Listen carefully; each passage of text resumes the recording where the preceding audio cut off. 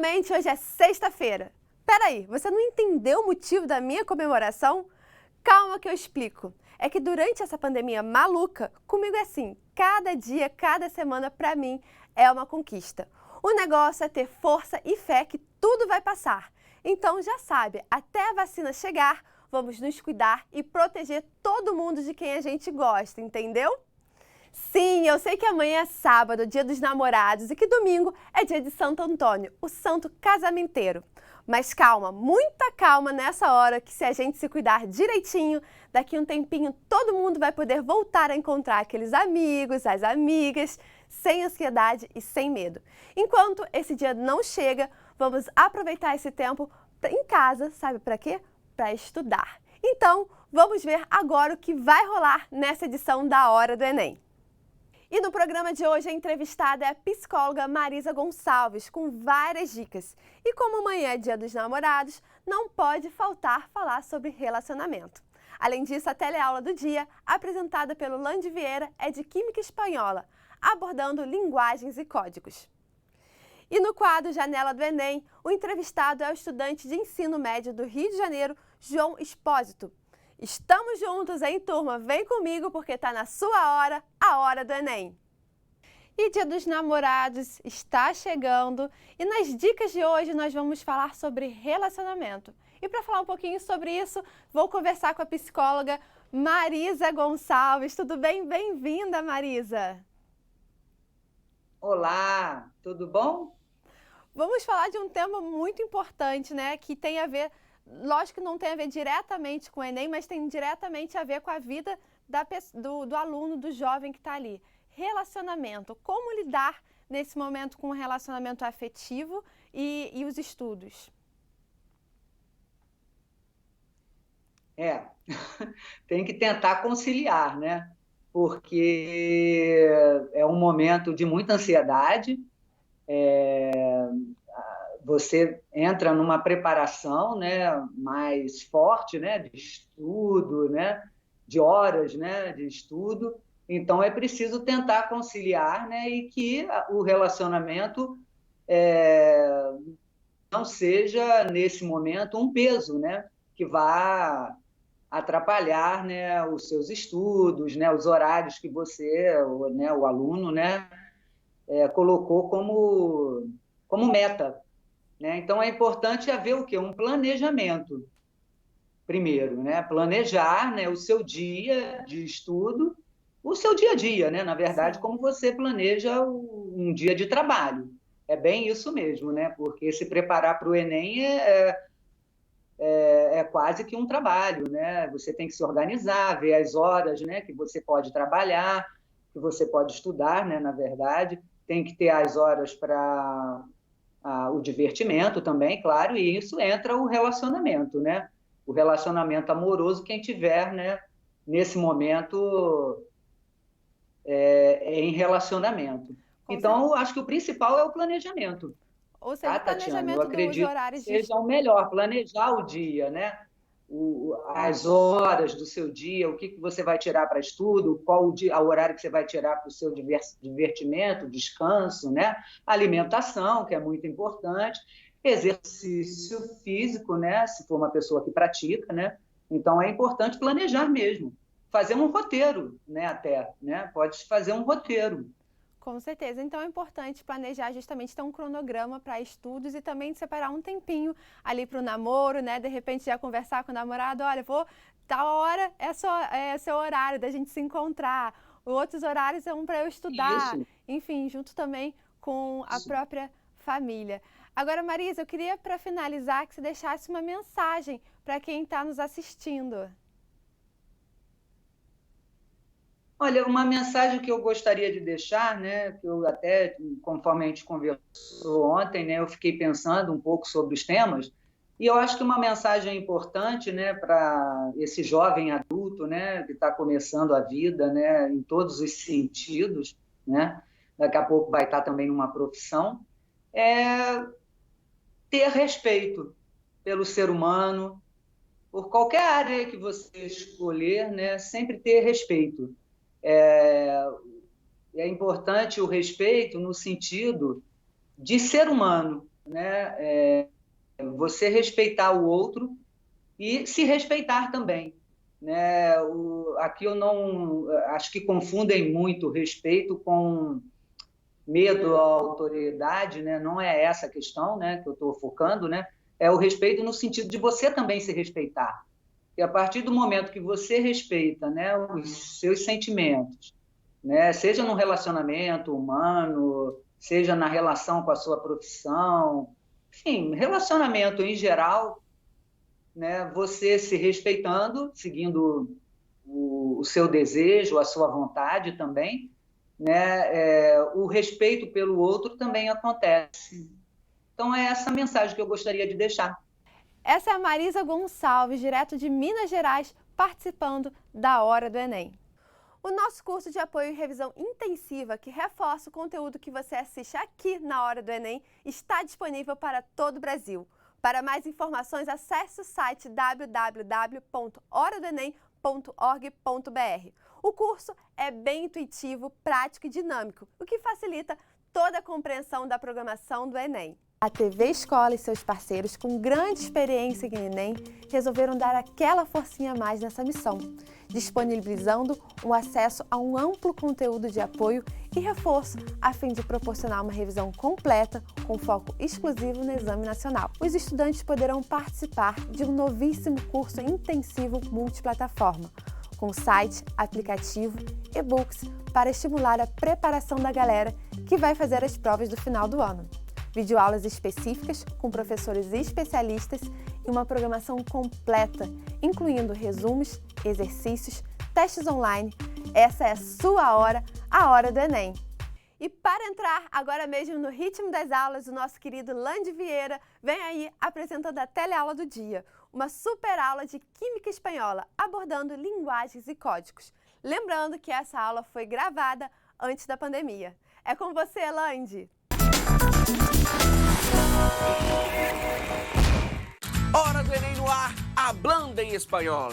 Bom, se você acha difícil aprender um outro idioma para fazer a prova do Enem lá em novembro, imagina ter que ficar craque em espanhol para estudar Química em um mês. Esse foi o desafio do nosso convidado que teve que aprender espanhol para fazer o seu doutorado lá em Madrid, Cleiton Souza. Daqui a pouquinho, para não se enrolar na língua, hoje a gente tem aquela ajuda do prof. Carlos Belém.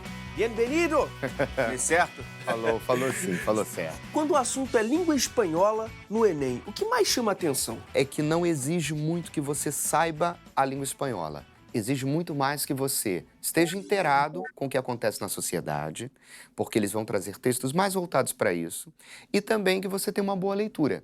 Se você tiver uma boa leitura na língua portuguesa, você vai conseguir ter uma boa leitura também no espanhol. Tanto é super importante saber a língua portuguesa. Sim, sim, você tem que saber a língua portuguesa, o que está acontecendo. As questões não só daqui como de fora, mas eles vão pegar textos de fora, trazendo questões atuais dentro do Brasil. E as questões vêm em português, em língua portuguesa. Então não precisa ficar preocupado com isso. Você trouxe uma questão, mas antes de colocar na tela, qual o assunto? Olha, é um assunto bem interessante para a garotada, principalmente, que fala sobre o vírus HPV. E em 2013, 14, eu não tenho exato, nós tivemos a campanha de vacinação. E não acontece só aqui, ela acontece fora também, na América Latina. E esse texto veio do México, entendeu? Por isso eu trouxe esse texto que caiu no Enem e é algo que a gente dialoga sempre com os alunos, a importância dessa vacinação. E como o candidato se prepara para uma questão como essa? Ele vai ter que ter uma leitura de mundo, ele vai precisar realmente saber o que acontece na nossa sociedade. Somado a isso, ele vai ter que viver esse mundo, porque não é só ter uma leitura. Ele viver, presenciar, ser vacinado, ou então ter alguém que foi vacinado. E isso, na hora da leitura, vai facilitar demais, pois ele vai ler e vai falar, caramba, é o que acontece na sociedade que eu vivo. Mas não tem a questão do vocabulário específico? Olha, nós temos vocabulários específicos, sim. Porém, como em português, porque às vezes você está lendo uma questão em português e essa questão apresenta um vocabulário muito específico. E a gente é dominante, a gente domina a língua portuguesa, mas a gente não entende aquele vocabulário. Mas isso não faz com que a gente pare na questão, ou pare no vocabulário. Dá preguiça de ir lá procurar no dicionário e também nem é indicado. O indicado é você acabar de ler toda a questão ou ler todo aquele texto. Se mesmo assim gerou dúvida em português, você vai pesquisar. como a gente consegue deduzir, na verdade a gente faz uma inferência e acaba sabendo qual é aquele vocábulo, a gente acaba nem indo mais ao dicionário. A mesma coisa acontece com a língua espanhola. Eles não estão dificultando ao ponto de você, um vocábulo, interromper o seu processo de entendimento. Não, não. Aquele vocábulo não vai ser essencial para resolver. Se você soubesse, facilitaria, mas não determinaria. Questão 2 do Caderno Azul do Enem de 2017, primeira aplicação. Para algunos hombres, el virus del papiloma humano, HPV, es algo muy lejano. Quando a gente fala lejano, longe, distante, a gente talvez não entenda muito bem. É um vocábulo até simples para você chegar lá. Mas se você não souber, não tem problema, você consegue atingir. Se olvidam, outro vocábulo estranho. Mas eu não vou falar não. Vamos ver se a gente consegue deduzir. Se olvidam de que eles também se infectam e de que, al contagiarnos, nos están regalando um passaporte mágico para el câncer cervicouterino. Olha que coisa interessante. Se olvidam, não sei o que é, de que eles também se infectam e de que, ao nos contagiar, quem está falando aqui é uma mulher. Aí, olha só, ela fala assim, contagiar-nos, estão regalando, também não vou traduzir, um passaporte mágico para o câncer cervicouterino. Ou seja, está dando alguma coisa para a pessoa, para o outro. Uma coisa ruim, que é um câncer, óbvio que é ruim. Agora, eu vou traduzir para a gente agilizar. Se olvidam, eles se esquecem. Tá ok? E depois ali, contagianos estão regalando. Regalando é presenteando. É uma ironia que ela está trazendo. Então, para poder mostrar que até aqui daria para a gente entender, porque ele está trazendo câncer para ela, acabou. Sí, também, porque este vírus produz outros problemas de saúde, tanto em homens quanto em mulheres. Quando aparece sino também, já traz uma ideia de adição. Porém, normalmente, antes do sino, vai ter o no na frente. Aí a gente tem que voltar e perceber. Tem aqui em cima, não só porque propaga a infecção entre a população feminina, não somente porque propaga a infecção entre a população feminina, sino também, mas também porque esse vírus produz outros problemas de saúde. Então, há um somatório para a mulher e para o homem. Às vezes, cai esse vocábulo, o sino, e o pessoal acha que tem que ser uma adversativa, ideias contrárias. Ele pode ser adversativo, mas nesse caso, ele vai ser uma adição. Isso mesmo. Ele não quer saber se você sabe ou não, domina a língua espanhola. Ele quer saber se você tem condições de ler um texto e entender. Por isso a pergunta é em língua portuguesa. E a pergunta não é uma pergunta direta. A pergunta direta é aquela que tem um pontinho de interrogação. A pergunta indireta, ela é uma pergunta que deixa você completar. Aquele arzinho de reticência. Isso. Eu posso chegar para você e perguntar assim, qual é o seu nome? Islander, mas aqui a galera me conhece como Lande. Nem eu sabia, pra mim era Lande. Tá vendo? E agora eu posso fazer uma pergunta indireta. Seu nome é? Islander. Isso. Então, isso que o Enem pede, uma pergunta indireta, a ser completada por uma das questões, por uma das alternativas. O texto aborda a temática HPV, ao discorrer sobre o contágio e a prevenção do papiloma humano. Então já direcionou, falou, olha, pense por aqui, tá ok? A autora informa aos leitores que esse vírus é, vamos lá, estudado pela Academia Americana de Pediatria por seus efeitos em crianças. O efeito é só em criança? Tem uma hora que fala homens e mulheres. Homens e mulheres não são crianças. Responsável pelo aumento de casos de câncer na população jovem mexicana. É responsável sim, mas será que é isso?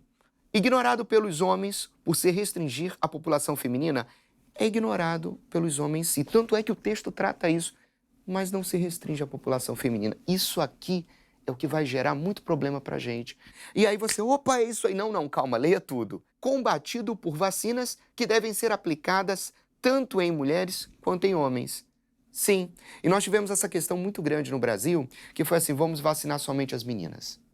E houve esse questionamento da população. E, na verdade, deveria ser para todo o grupo de risco, entendeu? Então, esse é o gabarito. Então, bora para outra questão, professor? Vamos, bora ver outro com exemplo? certeza. A questão 93 de 2015, prova azul Perfeito. Por gentileza. Essa questão eu acho muito legal, porque ela vai trabalhar com texto verbal e não verbal. Isso, tem texto, tem imagem. Isso, E aí? e o Enem vai trabalhar muito, não somente assim uma charge, mas essa parte, mais cartoon, mais, deixa eu ver mais o que, poemas. Você bate o olho e já sabe, o gênero é diferente, tá ok? Aí a gente bate o olho, verbal e não verbal. O que você vê aqui? Eu vejo o símbolo de cadeirante. Esse chão aqui parece que é o que para você? Você pode falar. Asfalto. Asfalto, adorei. Então, quando você pega o símbolo, o asfalto e o símbolo do cadeirante, na sua leitura de mundo, o que parece que é? É uma vaga de cadeirante, uma pode passagem, ser também a uma passarela. passagem, abrir o leque aí. Uma Mas eu vou rampa. começar a fechar esse leque de opções agora com a leitura da parte verbal. Se te quedas, mi aparcamiento, quédate mi discapacidade. Olha só que coisa curiosa, aparcamento, ferrou. Eu não sei esse vocábulo. Calma aí, aparentemente você não sabe. Mas vamos ler, de repente, o enunciado da questão que pode nos ajudar? A acessibilidade é um tema de relevância tanto na esfera pública quanto na esfera privada. No cartaz, a exploração desse tema destaca a importância de aparcamento é estacionamento. Tá ok? E discapacidade, dá pra gente chegar. Discapacidade, falta de capacidade, tá? E a falta, não é bem isso, a gente vai chegar lá. A falta de capacidade somada à cadeira de roda, dá pra gente ver que é deficiência, Sim. tá ok? Então, se você fica com o meu estacionamento, fica também com a minha deficiência. É uma campanha fazendo com que as pessoas pensem antes de estacionar. E outra coisa também, o legal é que ele usa o T. Porque o T mostra a informalidade. A informalidade que remete ao tu. Se eu tenho o uso do tu ou do vos, o tu é Espanha, em algumas partes da América Latina, o vos é o Rio de la Plata, é o tratamento informal, é quando eu trato com alguém que eu conheço, que eu tenho intimidade, o mesmo nível, esse é o informal. O formal seria o usted, quem eu não conheço, provoca um distanciamento, não tem intimidade. Aqui está tratando de forma informal, provocando uma aproximação, dialogando com o leitor. E isso mesmo, tentando assim mostrar, pô, não vamos fazer isso não. Podemos ir para a questão? Opa, as claro. alternativas? Vamos lá. É outra pergunta indireta, né? Eu tenho que entender o que ele quer no enunciado e completar. Estimular os cadeirantes na superação de barreiras. Gente, não tem nada a ver. Não tem nada aqui mostrando, olha, vamos conseguir erguer a cabeça, correr atrás do nosso direito. Não está falando nada disso, tá? O direito que ele quer é de poder estacionar, só isso. Respeitar o estacionamento destinado a cadeirantes. Olha, tá meio que óbvia que é essa, mas vamos ver se tem alguma coisa, alguma pegadinha aí. Identificar as vagas reservadas aos cadeirantes, se fosse só o símbolo, só a parte não verbal, no chão, seria para isso. Porém, foi completado com a parte verbal, a parte escrita. E aí designou, não é bem isso. É o quê? Respeitar a vaga dele e deixar a vaga para ele. Não só identificar que a vaga é dele. Eliminar os obstáculos para o trânsito de cadeirantes. Não tem nenhum obstáculo aqui sendo representado. Cortou, então. Facilitar a locomoção de cadeirantes em estacionamentos. Também não. O que volta mais é o quê? Respeitar o estacionamento destinado a cadeirantes. Professor, muitíssimo obrigado mesmo pela ajuda, viu? Volte sempre. Com certeza. Estudar funções químicas, nomenclatura de substâncias orgânicas e estequiometria dá trabalho. Agora, imagina se dedicar tudo isso em espanhol. O nosso convidado não só deu conta, como ainda recebeu duplo diploma por seu doutorado em Química. Então, chega mais, professor. Que história é essa de duplo doutorado? Professor Clayton? O duplo doutorado é um programa que existe de colaboração entre duas universidades, uma delas brasileira e outra estrangeira. No meu caso, foi na Espanha, a minha universidade, mas pode acontecer em qualquer outra universidade do mundo, junto com o Brasil. Nesse acordo, as duas universidades se comprometem em emitir um diploma de doutorado, cada uma delas. Então, por isso que significa duplo diploma. No meu caso, eu fui estudante de doutorado da Universidade Federal do Ceará, e lá eu tenho um diploma de doutorado em Engenharia Química, e o meu segundo diploma de doutorado é pela Universidade Autônoma de Madrid, em Biociências Moleculares. E qual é o tema da sua tese? Bem, o tema da minha tese, eu trabalho com proteínas, especificamente com enzimas, que são catalisadores biológicos, e eles servem para acelerar as reações químicas. Como é que foi estudar tudo isso em espanhol? Não foi fácil, mas foi um desafio. E eu gosto muito de desafios, né? Então, assim, na verdade, eu fiz um curso de espanhol durante um mês, com aulas intensivas, 2 vezes por semana, né? Mas eu sempre buscava outros materiais e outras fontes para estudar. E como eu aceitei o desafio de ir para a Espanha, fazer o doutorado em espanhol, eu fui na coragem mesmo e tentei aproveitar essa oportunidade e aprendendo espanhol com outros colegas, com outros materiais, com vídeos, com músicas, enfim, tentando desenrolar. Então, antes de ir, você não era nada fluente? Não, nada fluente, não tinha curso oficial de nenhuma universidade, nenhuma instituição, não sabia nada de espanhol, foi na cara e na coragem. E como montar uma rotina de estudos assim, sem o espanhol? Acaba que, como eu aceitei o desafio e eu gosto de desafio, eu tive que encarar aquilo como, na verdade, também era um sonho que eu tinha de estudar fora. E quando a minha orientadora, a professora Luciana, lá da Universidade Federal do Ceará, me convidou, eu optei para ir para a Espanha, né? Então, era um sonho, eu tinha muita vontade de aprender. E quando eu cheguei lá, eu usei as ferramentas que estavam disponíveis para mim, os vídeos, os materiais impressos, a conversação com as pessoas. Na verdade, o que me ajudou muito, apesar de eu não ter nenhum curso, nenhum diploma de espanhol antes de ir para Madrid, na Espanha, foi a questão de eu estar imerso na cultura espanhola. Então, aqui no Brasil, a gente fala português em casa, com os pais, no trabalho, na rua, na escola, na faculdade, né? Então, acaba que sendo difícil você praticar outra língua estrangeira, seja ela espanhol, o inglês ou outro idioma qualquer. Então, lá na Espanha, mesmo eu não tendo nenhum curso, eu estava imerso nessa cultura. E eu tinha que aprender porque eu tinha que desenvolver meu trabalho de pesquisa, que foi meu doutorado. Então, isso me ajudou muito, eu estar imerso nessa cultura espanhola.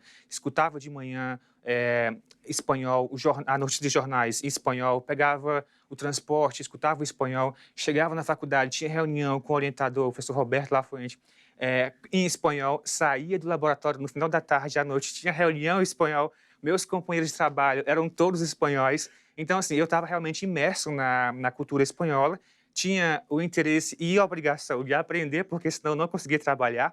E uma curiosidade era que quando eu ia fazer, quando eu chegava no laboratório na Espanha, e tinha reunião com o meu professor pela manhã. Então, ele falava muito rápido e eu não entendia nada, porque eu não dominava o espanhol inicialmente.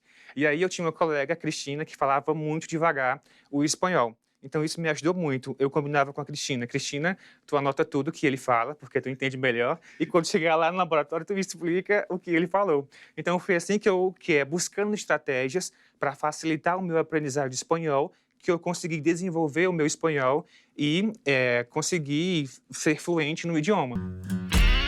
Agora que você já tá craque, dá para dar uma aulinha de espanhol? Sim, podemos tentar.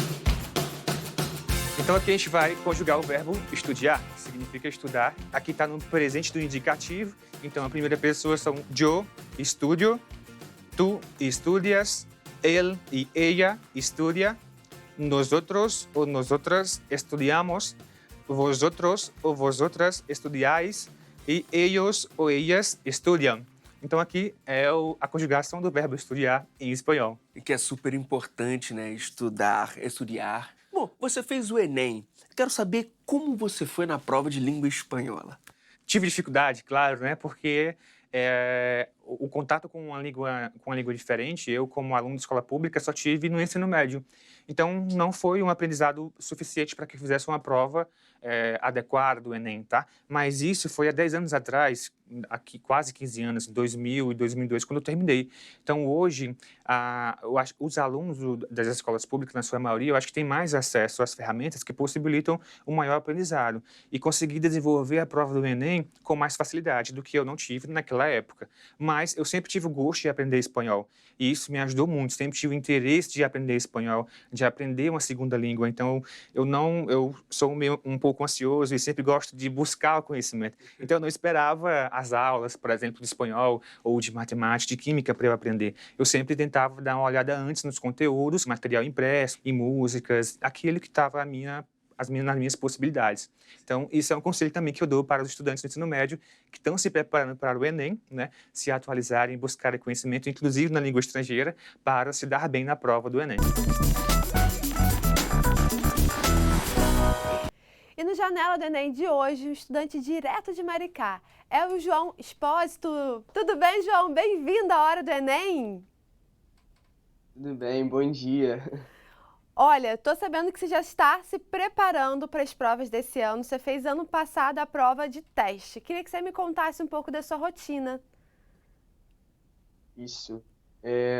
Nesse momento de pandemia tá meio complicado, né, estudar para o Enem. Então eu tentei separar um caderno para fazer minhas anotações. E aí eu tento fazer um cronograma. Então eu pego o horário do que eu estudo na minha escola, do curso, e separo um horário só para o Enem. E aí, porque eu acho muito importante você ter uma rotina, porque senão você acaba relaxando e vai procrastinando e você não consegue estudar. Pelo menos isso acontece muito comigo. E é basicamente isso, eu tento achar um jeito que eu acho mais fácil de dar pra mim. Tem gente que prefere só ouvir ou assistir vídeo, então eu acho que você entender qual é o seu melhor jeito de aprender vai facilitar muito pra você para estudar pro Enem. Com certeza. Agora você fez a prova ano passado, né? Que foi início desse ano, né? 2020. Como foi a experiência para você? Eu não tinha me preparado muito, porque era mais para teste, mas não é uma prova que a gente pode dizer que é fácil, que ela demanda muito o seu esforço mesmo, porque você fica bastante horas fazendo a prova, então você tem que estar preparado tanto de conhecimento como mentalmente, podemos dizer assim. Ela demanda muito do aluno. Agora você está no seu quarto, tem os desenhos que eu já estou sabendo que é você que fez, né? Falando foco, fé, força, coragem. São palavras que te encorajam? Sim, eu acho muito importante ter sempre isso em mente todo dia. Então, quando eu acordo, eu já olho isso e boto sempre isso na minha cabeça, que eu preciso ter foco, força e fé. E senão você não vai conseguir chegar aos seus objetivos se você ter uma dessas três coisas. Com certeza. Para encerrar, queria uma mensagem para quem está nos assistindo. Então, a vida não é fácil, a gente já sabe disso, então vocês vão ter que correr atrás. Independente das dificuldades que vocês estejam enfrentando, não desistam. Porque sempre tem pessoas que contam com você, tem pessoas que se espelham em você. Então, não desistam, por mais difícil que seja. E é isso. Boa sorte para vocês. Com certeza. João, quero te agradecer a presença aqui na Hora do Enem, te desejar muita sorte e sucesso na sua vida. Muito obrigado, tá? Todos vocês pelo convite. Gente, esse é o João, direto de Maricá, participando do Janela do Enem.